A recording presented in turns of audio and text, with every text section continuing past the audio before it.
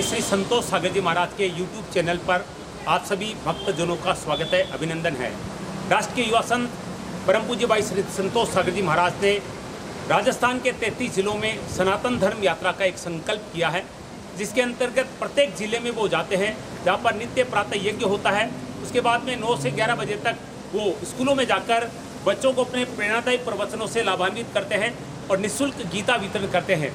इस समय भाई श्री संतोष सागर जी महाराज के सनातन धर्म यात्रा के 6ठे पड़ाव के अंतर्गत हम सीकर में हैं। सीकर को शिक्षा नगरी कहा जाता है। बाबा श्याम माँ जीर्ण का ये पावन क्षेत्र, लोहारगल जी का ये पावन पवित्र क्षेत्र है और जहाँ पर आज यात्रा का 6ठा दिवस है और गीता वितरण और प्रवचनों की श्रृंखला में आज हम आए हैं PCM में।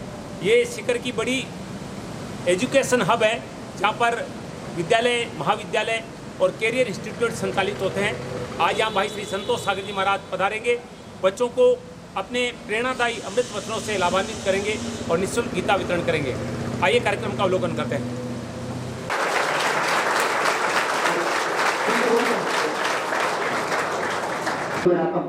हमारे बीच आज संत समाज के महान तपस्वी संत, जिन्होंने राजस्थान के संत समाज की नहीं बल्कि पूरे हिंदुस्तान के संत समाज की वैभवशाली परंपरा को सदैव बनाए रखा है, जीवित बनाए रखा है। इस संत समाज के महान तपस्वी संतों के श्री चरणों में कोटि-कोटि प्रणाम करता हूं। इस सरजमी पर प्रिंस एजुकेशन हब के चेयरमैन आदरणीय पीएचडी सोना सर के कार्यक्रम से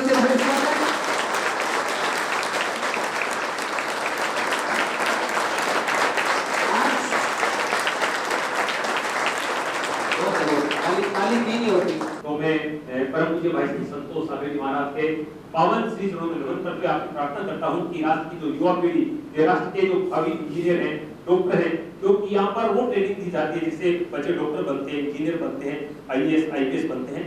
तो आप इनका मार्गदर्शन करें, इनको अपने प्रेरणादायी प्रवचन से संबोधित करें। परम पूज्य भाई श्री संतोष सागर जी महाराज।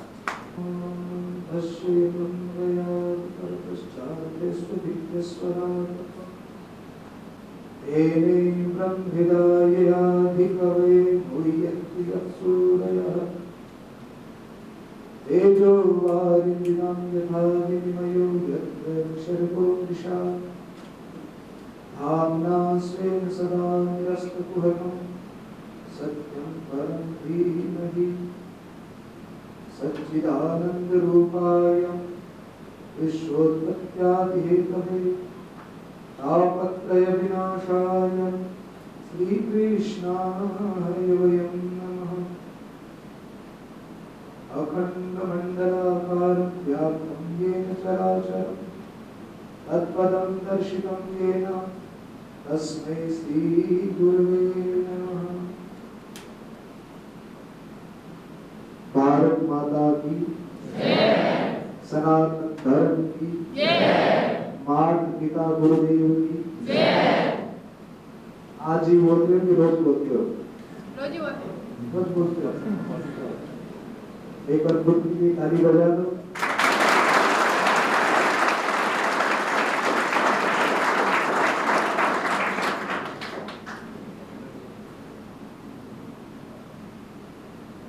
इस दिव्य प्रिंस विद्यालय के प्रांगण में आकर के हर जगह का एक अपना एक वाइब्रेशन होता है। तो इस प्रांगण में आकर के वास्तव में जैसे माता सरस्वती साक्षात इस प्रांगण में घूम रही है, ऐसे वाइब्रेशन की अनुभूति में कर रहा हूं।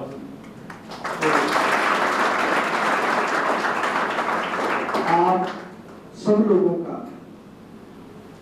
ये बहुत बड़ा सौभाग्य है कि आप प्रिंस में पढ़ रहे हो और मेरा दुर्भाग्य है कि मुझे ऐसा मौका नहीं मिला। तो आदरणीय डॉक्टर साहब का बहुत बहुत धन्यवाद। और आपका शुभ नाम है सर? प्रकाश जी। प्रकाश जी ने जो थोड़ी सी शब्दों में जो मारवाड़ की झलक दिखाई है, उसके लिए आपको भी बहुत बहुत धन्यवाद। बहुत शुक्रिया। आप थोड़ा सा रिलैक्स हो जाए, आनंद के साथ बैठने, घबराने की जरूरत नहीं। हम आधे घंटा आपका सर खाएंगे, खाके एकदम रिलैक्स होके आराम से बैठिए। आप सबको खिला हुआ फूल पसंद है कि मुरझाया हुआ? तो आप भी कैसे रहे? खिले हुए।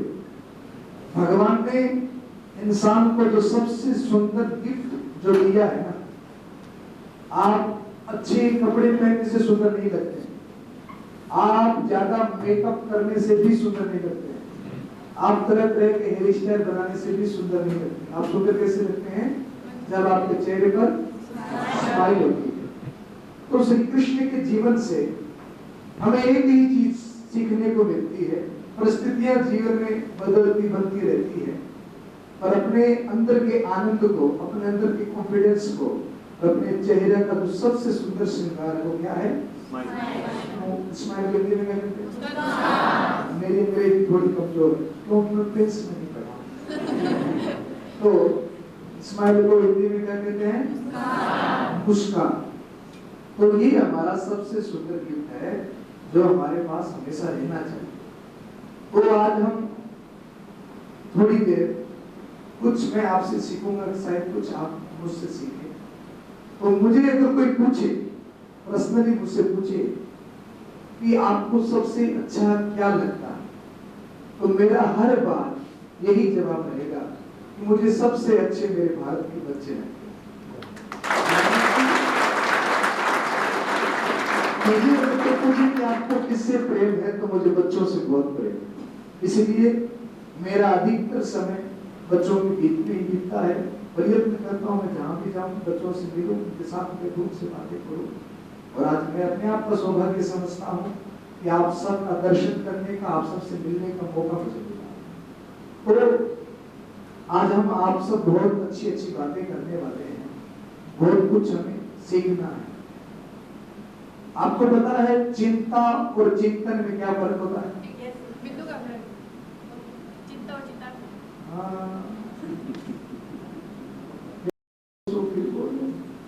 फिर भी आपने जवाब दिया, आपकी कॉन्फिडेंस बहुत बहुत तारीफ। चिंता जो बिंदु का फर्क आपने बताया, वो बिंदु का फर्क चिंता चिता मध्य चिंता चिता बलि विषय, ऐसा एक यजुर्वेद में श्लोक है। वो चिंता और चिता के लिए है, पौराणिक श्लोक है। मैंने पूछा चिंता और चिंतन में क्या फर्क? चिंतन से चिंता होती है। अच्छा, सही चीज क्या है? ये ताली बजाओ इसके लिए।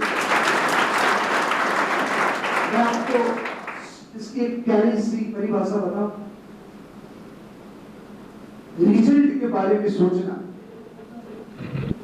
क्या है? चिंता है। और स्टडी के बारे में सोचना चिंतन। अब दोनों में से बेनिफिट किससे मिलेगा? कई भी बच्चे ऐसे होते हैं जो हर बार ये सोचते रहते हैं कैसे पास होगा, फिर नंबर मार्क्स कितने आएंगे, वो तो इतना पढ़ रहा है, उसके तो वो तो इतना होशियार है, वो तो ये कर रहा है, वो कर रहा है। तो हमें रिजल्ट के बारे में नहीं सोचना है कि हमारा रिजल्ट कैसा रहेगा। हमें अपना 100% किसे देना है? स्टडी को देना, चिंतन को देना। अगर आपने अपना 100% स्टडी को दे दिया तो आपको चिंता करने की जरूरत नहीं है। एग्जाम आते चिंता होती है क्या? तो आप बड़े होशियार हो, बनोगे कुछ सब याद है। अच्छा, मेरा एक क्वेश्चन हो रहा है आप सबसे। मैं मुझे उसी हिसाब से बोलना पड़ेगा ना, पहले मैं आपका लेवल तो चेक कर लूं। उसी हिसाब से अगर प्राइमरी स्टूडेंट है तो फिर मुझे एमबीए की किताब खोलने की जरूरत नहीं। अगर आप एमबीए के लेवल पे हैं तो फिर मुझे प्राइमरी की बातें करने से भी कोई फायदा नहीं। तो मैं आपसे पूछना चाहता हूं कि क्या जमीन से तेल निकलता है? निकलता है। जमीन से घी भी निकलता है? थोड़ा सा दिमाग यूज करो, देखिए कहीं से निकलता हो कैसे। आधार क्या है? आधार क्या है? कोई भी है?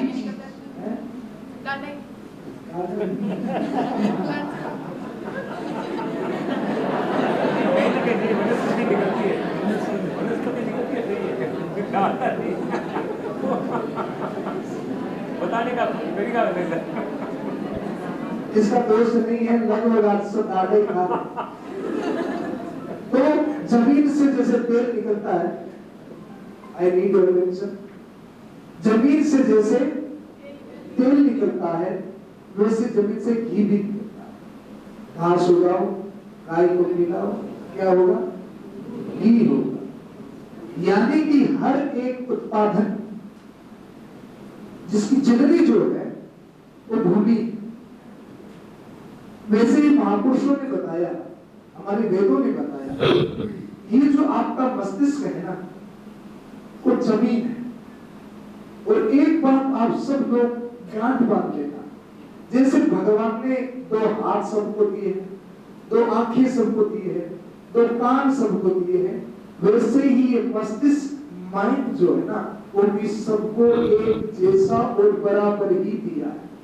भगवान ने कहीं 19-21 का फर्क होगा कि परमात्मा ने कहीं फर्क नहीं किया है।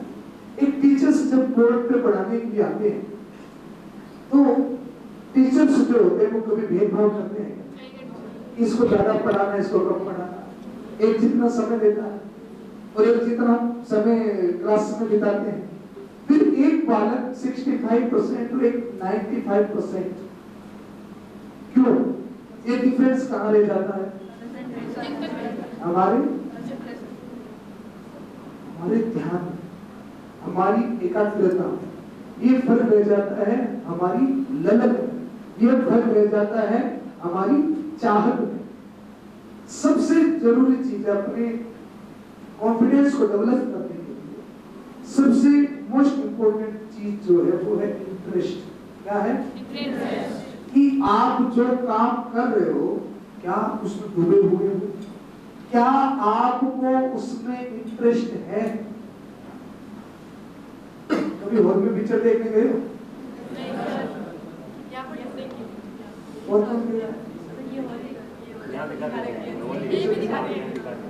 देखा है ना? पिक्चर देखिए। सबसे फेवरेट मूवी कौन सी है आपकी? कौन सी?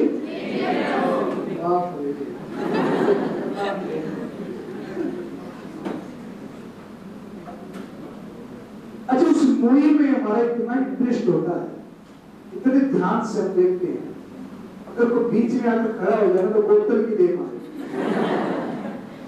डिस्टर्ब होता है कि नहीं होता? कई देवियों को आपकी मम्मी धारावाहिक देखती है क्या? देखती है। आप अपनी मम्मी को कभी देखना, कितना इंटरेस्ट से देखती है। वो हीरोइन रोती है, मम्मी भी रोती है। वो हंसती है, मम्मी भी हंसती है। एक बार तो मैं किसी महिला के घर बैठा था तो वो नाटक देखते देखते रो रही थी, इसमें पति आकर रिमोट ही देखा, धारावाहिक खत्म कर दिया। मैं सीख चुका, इतना इंटरेस्ट।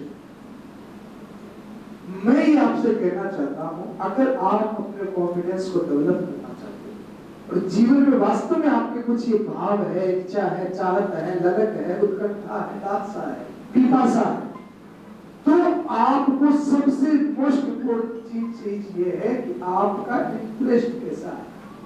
आप किताब लेके बैठते हैं तो क्या आपको टेलीविजन याद आ रहा है? क्या आपको फ्रेंड्स याद आ रहे हैं? क्या आपको मम्मी का मोबाइल याद आ रहा है? अगर ये चीजें याद आ रही है तो आपका इंटरेस्ट नहीं है। जिस चीज में हमारा इंटरेस्ट होता है तो इंटरेस्ट से क्या डेवलप होता है पता है? इंटरेस्ट से ट्रस्ट बढ़ता है, विश्वास बढ़ता है, और विश्वास एकमात्र साधन है अपने कॉन्फिडेंस को डेवलप करने का। आपको पता है दुनिया में सबसे बड़ा वेलफेयर क्या है?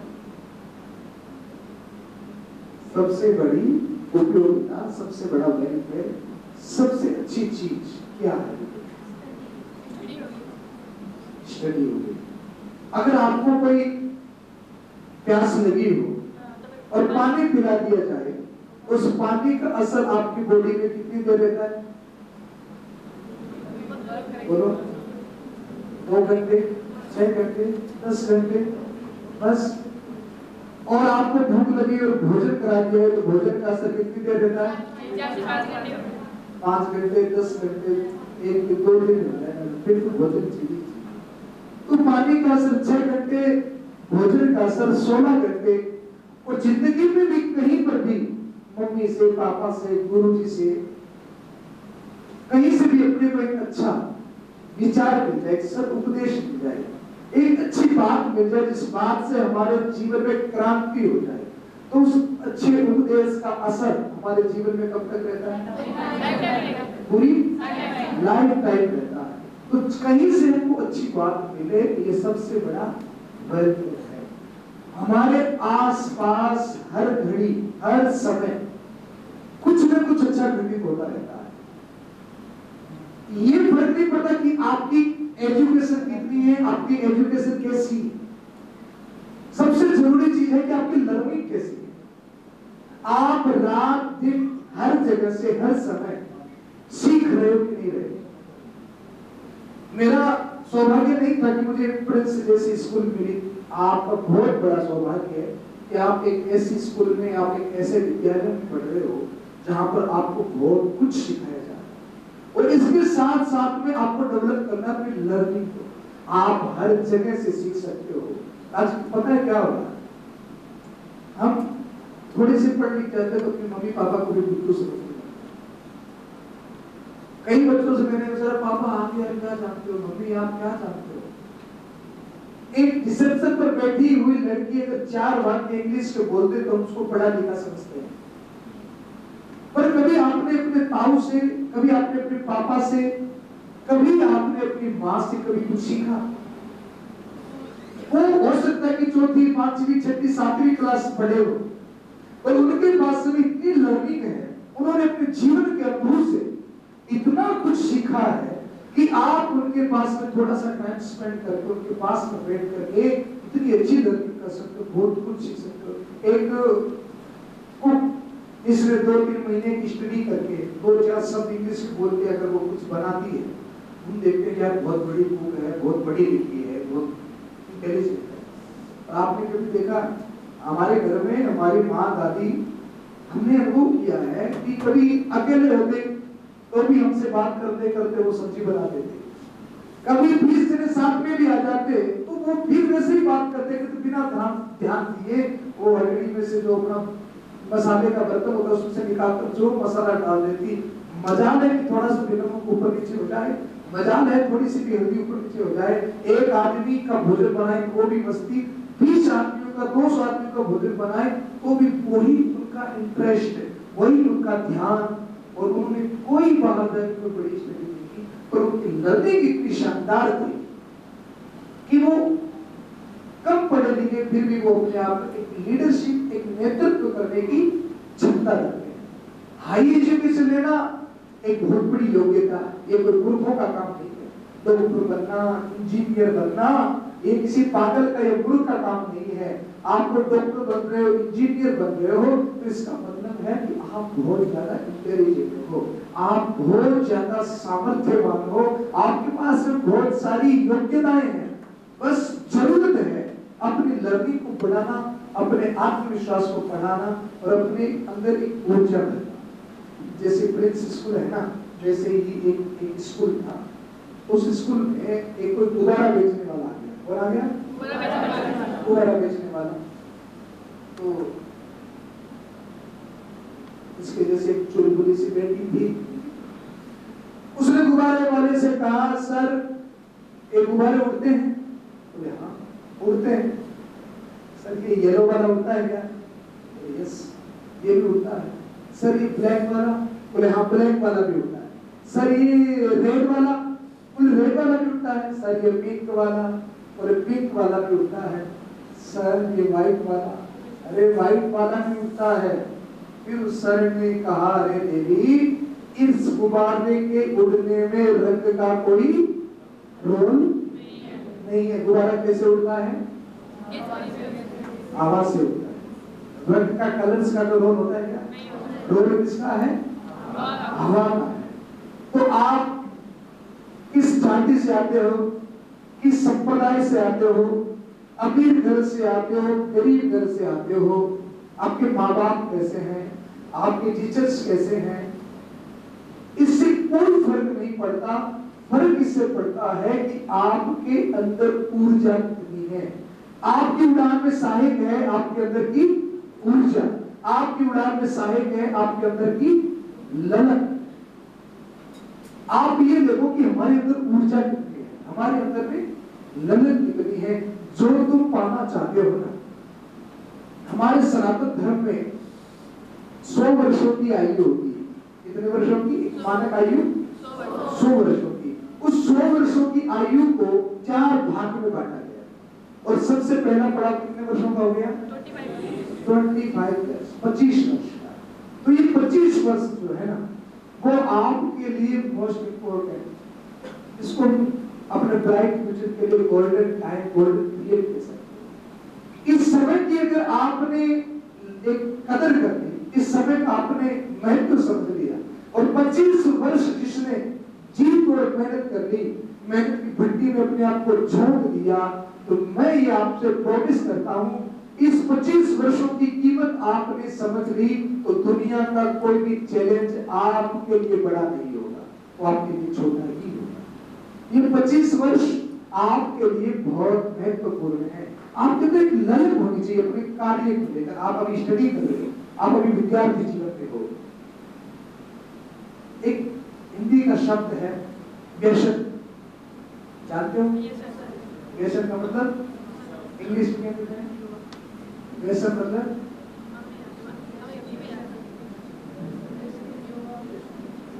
नहीं जानते?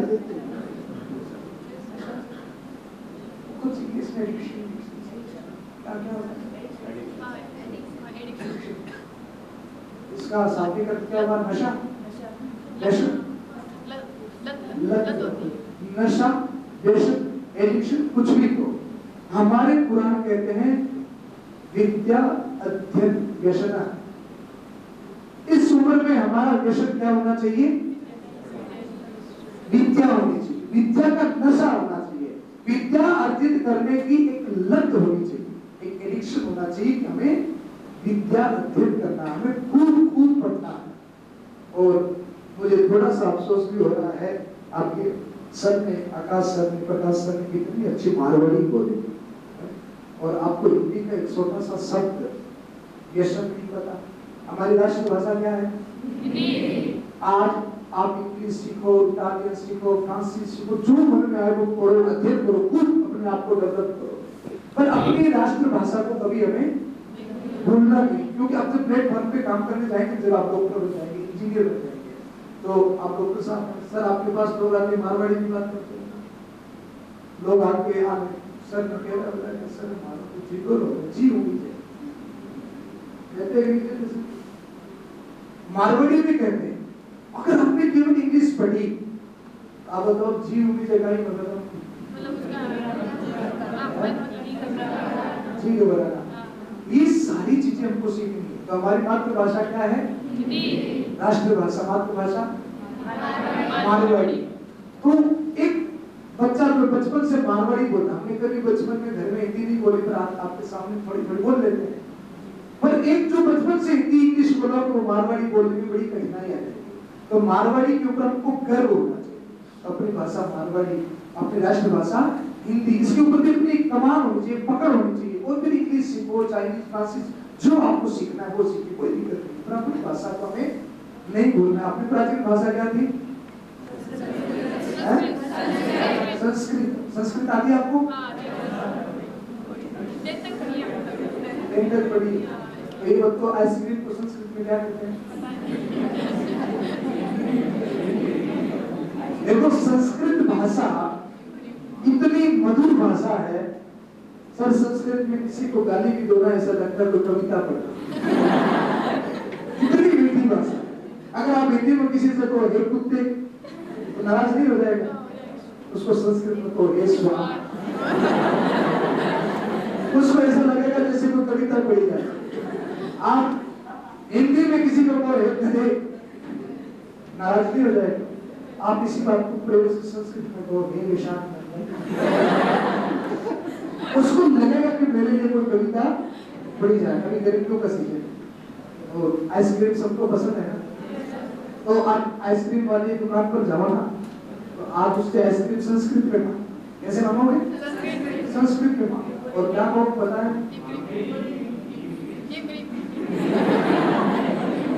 आप उससे कहना सर दुग्ध शर्करा युक्त हिम गोल गट्टम।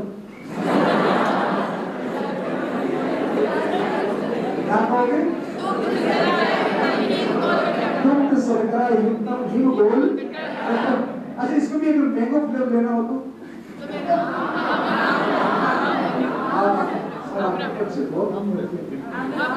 संस्कृत में कहो सर प्लीज आम्र दूध शर्करा युक्त हिम गोल गट्टम।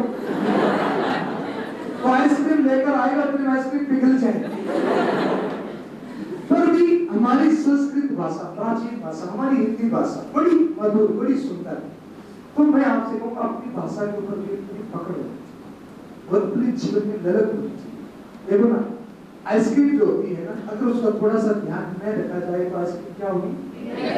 पिघल जाएगी। हमारे गुरुजी से हमने सीखा कि हमारा जीवन भी है ना वो एक आइसक्रीम के जैसा है। अब आपको किसी से मैंने पूछा है क्या कर रहे हो? जी रहे। इसलिए जी रहे हो बोले बता जी रहे तो आपको वैसे नहीं जीना।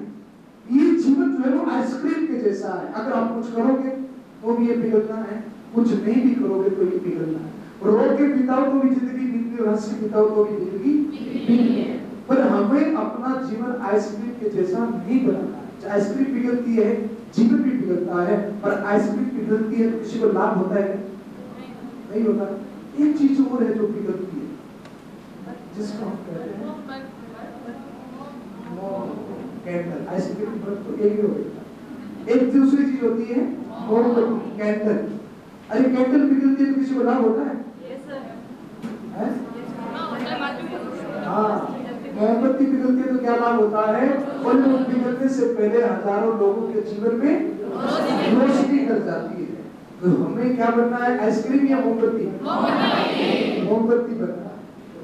और हमारे आसपास कितनी सुगंध, हमारे आसपास कितनी ऊर्जा, इतनी वाइब्रेशन होनी चाहिए कि हमारे पास अगर कोई रोता हुआ भी जाए तो हम उसको भेजे तो वो कैसे जाए? मुस्कुराता हुआ जाए, हंसता हुआ जाए।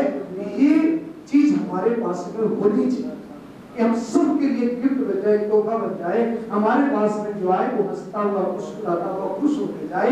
ऐसा जीवन हमारा होना चाहिए। आपने एक नाम सुना है बाल गंगाधर तिलक? बाल गंगाधर तिलक की लेखनी इतनी ताकत थी कि उन्होंने श्रीमद् भगवत गीता, हमारे सनातन धर्म का दिव्य ग्रंथ है, नाम क्या है? श्रीमद् भगवत गीता।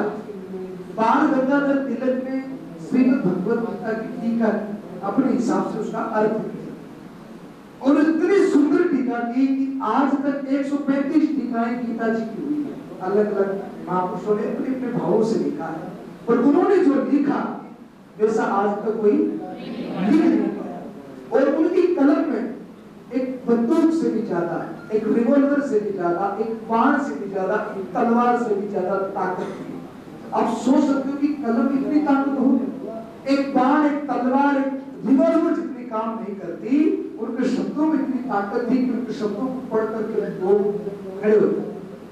तो अंग्रेजों ने देखा कि यार ये तो आदमी क्रांति ला देगा, ये तो हिंदुओं को जगा देगा, ये सब हमारे विरुद्ध में खड़े हो जाएंगे। तो उनको जेल में बंद कर दिया गया। उनको कलम पे ताकत दिखती, तो जब लिखने बैठते तो ऐसा लिख देते कि जो पढ़ता उसके हृदय में वो बात अंकित हो जाती। उनको कलम नहीं दी गई, कागज नहीं दिया गया, जेल में बंद कर दिया गया। और जब बाल गंगाधर तिलक जेल में बंद थे, उसी के दौरान उनकी पत्नी की डेथ हो गई। पत्नी तो एक पोस्ट कार्ड उनके पास जेल में आया जिसमें उनको पत्नी की मृत्यु का समाचार है। तो आंखों में आंसू आ गए और पत्नी से कहने लगे कि तुमने अपना पत्नी धर्म निभा दिया और अपना पत्नी होना सार्थक कर दिया। मरना तो एक दिन सभी को है, तुम चली गई, मुझे भी जाना है, और तुमने जाते जाते मुझे एक कागज दे दिया। और बाल गंगाधर तिलक ने जेल में बैठे बैठे उसी पोस्ट कार्ड पर जिसमें पत्नी की मृत्यु का समाचार आया है, उसी पोस्ट कार्ड पर जाते जाते भगवत गीता के 2 श्लोकों का सुंदर सा व्याख्यान और उल्लेख कर दिया। ये होती है ललक, ये होती है चाहत अपने विषय को लेकर के, अपने काम को लेकर के उन्हें अवसर मिला, तो उस अवसर को भी गंवाया नहीं, चुकाया नहीं। तो हमारे अंदर भी वो जज्बा, वो इंटरेस्ट, वो ट्रस्ट, और एक चीज हमारे अंदर होनी चाहिए। आपको पता है भगवान ने, मैं आपको सब लोगों के लिए विशेष सूत्र देता हूं। आप सब ने अपने अपने मन में ख्वाब देख रखा है, मुझे इंजीनियर बनना, मुझे ये बनना, मुझे वो। पर कभी आपने अपने अंदर झांक के देखा कि हमारे अंदर में सबसे बड़ा टैलेंट क्या है? आपको पता है भगवान ने सबके अंदर एक विशेष टैलेंट दिया, एक विशेष चीज दी है। और जिस दिन हमने ये खोज कर ली कि दुनिया में ऐसा कौन सा काम है जो मुझसे बेहतर कोई नहीं कर सकता, जिस दिन हमने वो चीज प्राप्त कर ली, वो चीज हमने ध्यान कर ली, खोज कर ली, उस दिन हमें सफल होने से कोई ताकत नहीं रोक सकती। हम दुनिया की लीडरशिप करने वाले होंगे। एक होता है प्रश्न, एक होता है पर्सनैलिटी। एक आम आदमी जो भीड़ में चलता है, एक वो व्यक्ति जिसको पर्सनैलिटी कहते हैं, जिसके पीछे भीड़ चलती है। तो आपको ये देखना है कि मुझे भीड़ में चलने वाला बनना है कि भीड़ के आगे चलने वाला बनना है। अपने नेतृत्व को, अपने लीडरशिप को डेवलप करना है, तो सबसे पहले अपने अंदर के टैलेंट को खोजो कि मेरे अंदर क्या है। मैं बच्चों से एक स्टोरी हमेशा शेयर करता हूँ कि एक बंदर, एक भालू, एक घोड़ा, एक हाथी और एक मछली, एक कंपटीशन प्रतिस्पर्धा यह है कि पेड़ पर चढ़ना है, कौन जीतेगा? इसी प्रतिस्पर्धा को थोड़ा सा उल्टा कर दो, पानी में तैरना है, कौन जीतेगा? तो हाथी को तो मर जाना चाहिए, वो बंदर से भी हार गया, वो मछली से भी हार गया। इसका मतलब उसको तो सुसाइड कर लेना चाहिए, क्यों नहीं करना चाहिए? है? बंदे का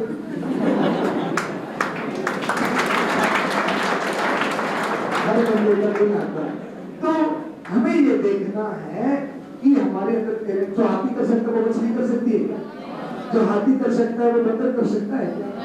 मेरे कहने का तात्पर्य है आपको अपने अंदर में ये टैलेंट खोजना होगा कि मेरे अंदर कौन सी खूबी है, हाथी वाली है कि मछली वाली है कि बंदर वाली है कि घोड़े वाली है। मैं अच्छा एक रेसलर बन सकता हूँ कि तैराक बन सकता हूँ कि मैं उछल कूद में आगे बढ़ सकता हूँ कि मैं ताकत में कुश्ती में आगे बढ़ सकता हूँ या मैं कोई डॉक्टर इंजीनियर बन के आगे बढ़ सकता हूँ। अपने अंदर की चीज को हमें खोजना होगा, अपने आप को प्रतिस्पर्धा में मत डालना, वही आदमी फेलियर हो जाता है। मैं आपसे समय ज्यादा नहीं लूंगा, मैं आपसे लास्ट प्रश्न करता हूँ। एक क्वेश्चन मेरा है, जिंदगी किस भाग दौड़ में हार कौन जाता है?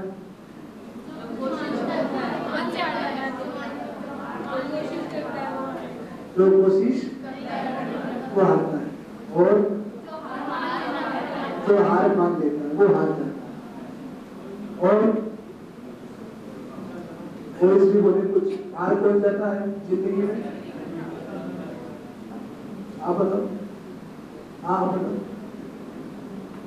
बोलिए, जोर से बोलिए। हैं? जो भीड़ के साथ चल सकते हैं, तो भीड़ कैसा होता है? और कोई पीछे कोई भाई तो बड़े बड़े बैठे, जिंदगी की इस दौड़ में हार कौन जाता है? जोर से बोलो, एक युवा की तरह बोलो।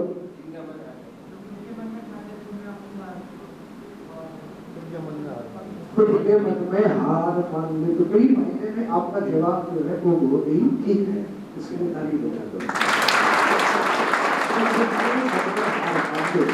तो श्री कृष्ण ने गीता में लिखा है हार कौन जाता है? आप जिस भी क्षेत्र में अगर आप फेलियर हो गए, अगर आप हार गए तो हार कौन जाता है? श्री कृष्ण गीता में अर्जुन से कहा, गीता को जानते हैं आप सबके घर में है, आपने पढ़ा है? अच्छा, बड़ी बड़ी पढ़ा है?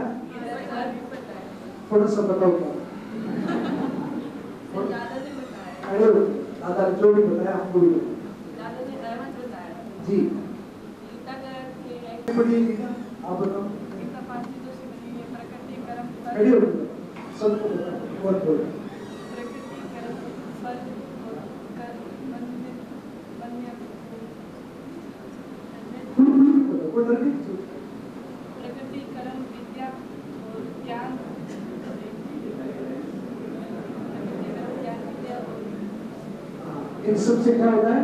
गीता बनी हुई है। इस सबसे गीता बनती है। और कोई मेरी बहन बेटी को अब गीता के बारे में पता है आपको? पढ़ेंगे, दादी नानी के पढ़ने की चीज है। जी, सिद्धार्थ जी। हैं? जी। जी। तो गीता में श्री कृष्ण ने लिखा है, और जिंदगी में हार बन जाता है, बोले संशय आत्मा विनश्यति। जो आदमी अपने काम को, कार्य को लेकर कॉन्फिडेंस नहीं होता, मन में उथल पुथल चलती रहती है कि क्या होगा, कैसे होगा, कब होगा, होगा कि नहीं होगा, तो वो आदमी जिसके मन में अपने काम को लेकर के संशय हो, वो इस जिंदगी की भाग दौड़ में हार जाता है। तो सबसे ज्यादा जरूरी है कि हम अपने काम को लेकर बिल्कुल कॉन्फिडेंट हो, हम अपनी पढ़ाई को लेकर कॉन्फिडेंट हो, और हम ये कोशिश करें अपने जीवन में श्रद्धावान लभते ज्ञानम।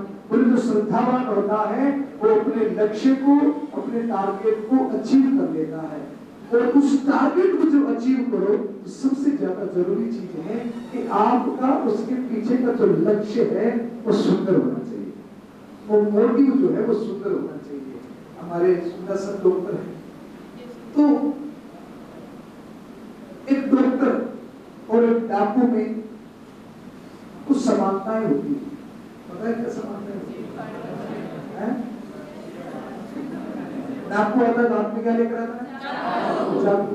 और डॉक्टर साहब ऑपरेशन करने के लिए चाकू लेकर आते हैं। दोनों काम क्या करते हैं? और मजे की बात, दोनों मुंह ढक कर आते हैं।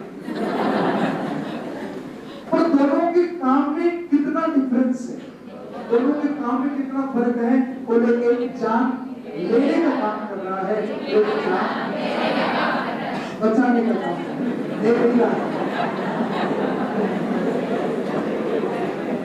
मैंने सुना करो, एक अच्छा श्रोता, एक अच्छा वक्ता।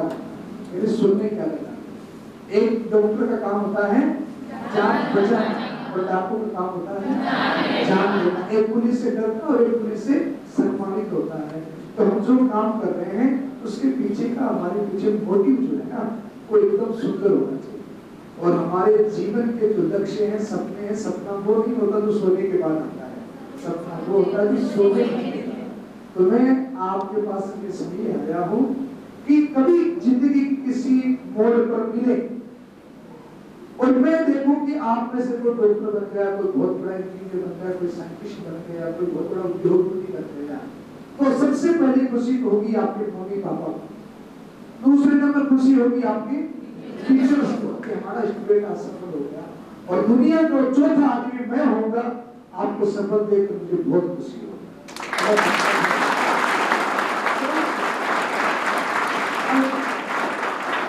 बातें तो मेरे पास में बहुत है, शाम तक ही खत्म नहीं होगी। तो अब मेरा आपसे लास्ट क्वेश्चन ये है जो मैं अक्सर बच्चों से पूछता हूँ, जिस चेयर के ऊपर हम बैठे, कोई भी कुर्सी हो, उसकी कितनी टांगे होती हैं? 4 टांगे होती है। आप नर्सरी से लेकर जब LLB, MBA, IIT करते हैं तो कितनी पढ़ाई करते हैं? कितनी किताबें पढ़ते हैं? हजारों किताबें पढ़ते हैं। उन हजारों किताबों को पढ़ने से क्या होगा? ज्ञान बढ़ेगा, बुद्धि बढ़ेगी। तो हर कुर्सी की कितनी टांगे होती हैं? अगर एक टांग काट दी जाए तो वो कुर्सी टिकेगी? तो उस कुर्सी की सबसे पहली टांग क्या है बता? ज्ञान। क्या है? राजा पूजित स्वदेशे, विद्वान पूजित सर्वदेशे। एक राजा जिसके पास हथियार, धन, सोना, चांदी है, उसकी पूजा केवल अपने राज्य में होती है। तो एक शिक्षक, एक बड़े लिखे व्यक्ति, एक विद्वान व्यक्ति की पूजा वो जहां जाएगा वहां पर होगी। तो सबसे पहली कुर्सी की टांग क्या है? ज्ञान। कोई भी इमारत खड़ी होनी हो, 4 स्तंभ होते हैं उसके, तो सबसे पहला स्तंभ क्या है? ज्ञान। और दूसरा स्तंभ क्या है? अब युवा जो काम जवानी में कर सकते हैं, क्या वो बुढ़ापे में संभव है क्या? तो सबसे दूसरा स्तंभ क्या है? बल। तो सबसे पहली टांग है बुद्धि बल। क्या है? बुद्धि बल। दूसरी टांग क्या है? बाहुबल, शारीरिक बल। और तीसरी टांग क्या है? जब आप डॉक्टर बनोगे, इंजीनियर बनोगे, उद्योगपति बनोगे तो आपके पास में धन, पैसा, जो आज के टाइम में बहुत इम्पोर्टेंट है। अगर आपको किसी की हेल्प भी करनी है, क्या चाहिए? पैसा चाहिए। तो वो भी हमको अर्जित करना है। और तीसरी टांग क्या है? धन बल। तो पहली बुद्धि बल, दूसरी बाहुबल, तीसरी धन बल। अब बताओ चौथी टांग कौन सी है? परिवार। उसके बाद परिवार की चौथी टांग बताओ। परिवार हो गया। और बोलो सम्मान। और बोलो बल से संबंधित। बोलो चौथी टांग बुद्धि बल है, धन बल है, बाहुबल है। तो चौथा बल कौन सा होता है जिसके ऊपर तीनों चीजें टिकी हुई होती है? हैं? ज्ञान आ गया। मैं बता दूं? अब बता दो। हाँ बोला हाँ, क्या नाम बेटा आपका? वैशाली ने सबसे परफेक्ट जवाब दिया है। चौथा बल है आत्मबल। अगर आत्मबल नहीं होगा, तो कुर्सी की चौथी टांग नहीं होगी तो कुर्सी टिकेगी क्या? तो सबसे जरूरी क्या है? आत्मबल। आपने शुरू में 2-4 उदाहरण बताए, कोई डॉक्टर का, कोई क्रिकेटर का, कोई फिल्म अभिनेता का, और उन्होंने सुसाइड कर दिया। पैसा भी था, नाम भी था, पद भी था, फिर भी वो मर गए। क्या कमी थी? आत्मबल। तो आपका आत्मबल कैसे डेवलप होगा पता है? आज मैं आपको एक सुंदर किताब के बारे में बताऊंगा, आप जिसके बारे में जानते हैं। सनातन धर्म में सनातन संस्कृति ऐसी है, आपको गर्व होना चाहिए। सबसे पहला गर्व होना चाहिए। आप में से कर्म के ऊपर विश्वास कौन कौन करता है? सब। भाग्य के ऊपर कौन कौन विश्वास करता है? देखो सर सामने बैठे ईमानदारी से बताओ क्या नहीं करते। भाग्य के ऊपर कौन कौन विश्वास करता है? आप नहीं करते भाग्य के ऊपर विश्वास? आपको विश्वास तो है। भाग्य के ऊपर विश्वास किस किसको है? ईमानदारी से हाथ ऊपर खड़ा करें, झूठ न बोले, नाटक न करें, जो अंदर है वही बाहर होना चाहिए। आपको नहीं है भाग्य के ऊपर विश्वास? आपको नहीं है? थोड़ा बोलो हाथ ऊपर। इनकी हालत तो वो है, एक स्कूल में टीचर्स ने कहा कि जो सबसे ज्यादा आलसी होगा उसको साइकिल गिफ्ट करना। क्या कहा? साइकिल गिफ्ट करो। तो हाथ ऊपर कौन कौन आलसी है? तो किसी ने इतना हाथ ऊपर किया, किसी ने इतना किया, कोई मेरे जैसा ऐसे देखा। सर ने कहा तुमको साइकिल नहीं चाहिए? बोले सर साइकिल तो चाहिए पर हाथ ऊपर कौन करे?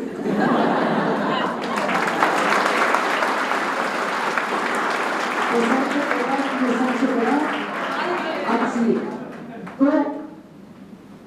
भाग्य जैसी चीज भी होती है। आज हम आपसे मिले, आपने तो कर्म किया है इसमें? कैसे मिले हैं? भाग्य से। आपका जन्म इस भारत भूमि में हुआ कैसे? भाग्य से। आपके मम्मी पापा अच्छे हैं? कैसे मिले? भाग्य से। तो भाग्य जैसी चीज भी होती है, कर्म जैसी चीज भी होती है। तो ये 4 स्तंभ, जिसमें से मुख्य स्तंभ है आत्मबल, बल।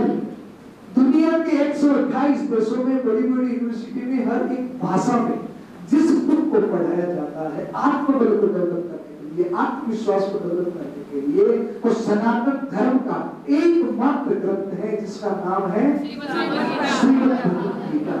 ये कोई रिलीजन संबंधित किताब नहीं है, ये कोई स्टडी संबंधित किताब नहीं है। ये वह किताब है जिसको मनोचिकित्सक बुक कह सकते हैं। यह वह किताब है जो आपके अंदर में टैलेंट, एक ऊर्जा भर सकती है, आपके अंदर में हवा भर सकती है।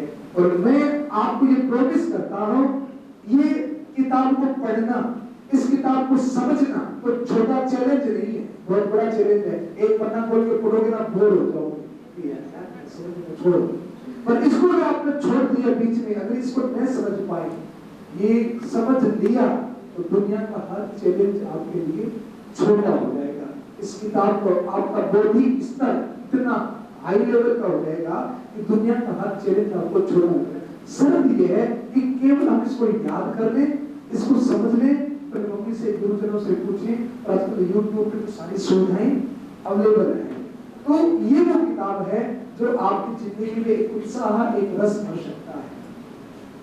पढ़ेंगे क्या इसे? Yes sir. Promise? Yes sir. अगर मैं इसे आज आपको गिफ्ट करूं तो आप स्वीकार करेंगे? Yes sir. फिर क्या करेंगे? पढ़ेंगे। पक्का? पक्का सर। बच्चे मन के सच्चे। ये बात झूठी तो नहीं हो जाएगी? No sir. ऐसा नहीं कि ले जाकर ले दादी, ले दादी तेरे लिए लाई, ऐसा नहीं करोगे? अगर वास्तव में आपके मन में ललक है, चाहत है, सफल हो गई, तो आपको क्या पढ़ना है? ये हमारे सनातन धर्म का एक ग्रंथ है, और इस ग्रंथ को पढ़ना और कहीं पर भी अपने मम्मी पापा का, अपने गुरुजनों का, अपने राष्ट्र का और अपने धर्म का अपमान हो तो उसका हमेशा चुनौती पूर्वक सामना करना, उसका बहिष्कार करना। मम्मी पापा का, गुरुजनों का, अपने राष्ट्र का और अपने धर्म का कभी भी अपमान नहीं सहना चाहिए, नहीं करना चाहिए, और जो करे उसको मुंह तोड़ जवाब देना चाहिए। अपने धर्म का अपमान न हो। तो इस सनातन धर्म का सबसे दिव्य ग्रंथ है, हम सब लोग पढ़े। मैं आपको गिफ्ट देने जा रहा हूँ शायद इस गीता के रूप में, मैं हमेशा आपके साथ में रहूं, श्री कृष्ण आपके साथ में हमेशा रहे। तो आप इसको पढ़ेंगे, और आपके कोई मित्र हैं उनका बर्थडे हो तो क्या गिफ्ट करेंगे? आपको पता है हमारे आदरणीय प्रधानमंत्री जी जहाँ कहीं पर भी जाते हैं तो किसी को भी गिफ्ट करना तो क्या गिफ्ट करते हैं? क्योंकि वो कहते हैं कि हमारे भारत में इससे ज्यादा अनमोल कोई चीज नहीं है। आज आप सबको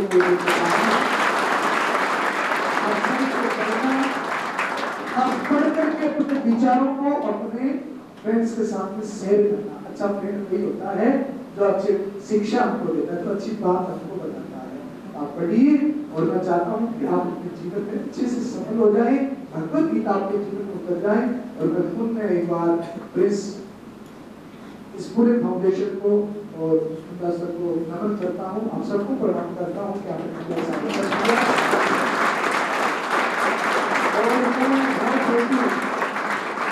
बहुत जल्दी आपके बीच में एक बार फिर आऊंगा। आना है कि नहीं आना है? तो अगली बार आऊंगा तो ये बातें नहीं करेंगे, अगली बार केवल किसकी चर्चा करेंगे? और मुझे विश्वास है कि आप इसके साथ में मेरे साथ में संवाद करेंगे ना? अगली बार जब नेक्स्ट टाइम आऊंगा तो फिर इसके ऊपर ही चर्चा करेंगे। मैं आपसे गीता के बारे में पूछूंगा, मैं अपना अनुभव शेयर करूंगा, आप अपने अनुभव मुझे बताना। तो नेक्स्ट टाइम से भी महीने 2 महीने बाद में भी मिलेंगे, आप तैयार रखना। पढ़ना कब है? कभी बेड पर, बिस्तर पर, नहाते, छत पर, गार्डन में, कहीं पर भी पढ़ लेना, नहाए या बिना नहाए पढ़ लेना। पर अपने स्कूल की स्टडी को कंप्लीट करना, अपने होमवर्क को कंप्लीट करना। जो समय मोबाइल टीवी में देते वो समय किसको देना है?